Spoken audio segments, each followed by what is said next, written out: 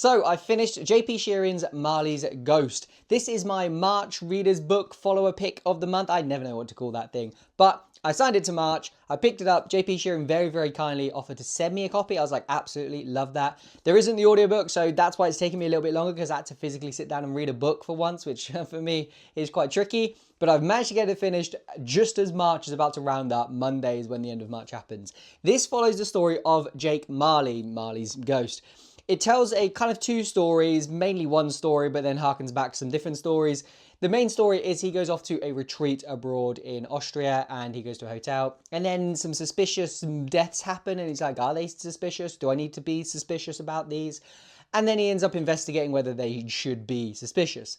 At the same time, what we're doing is we're experiencing his history. We're talking about his childhood. We're realizing his first love and all the things that happen as a result of that. And that is, for me, the best thing about this book. The kind of crime element of it is fine. If that was the only part of the book, it'd have been very, very fine, kind of mediocre.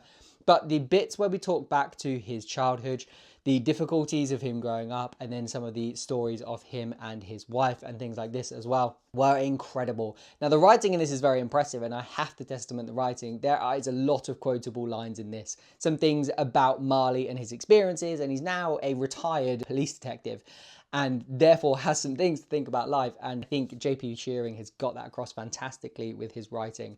So that's the testament. The writing, the historical stories, or the stories of his childhood and the wife and things like this were heartbreaking, were poignant, they make you think about maybe how lucky you are, about what you should focus on in life and things like this. And I really, really enjoyed those elements of it. As I said, the crime aspect of it, there was a good twist at the end. I was like, okay, didn't see that coming.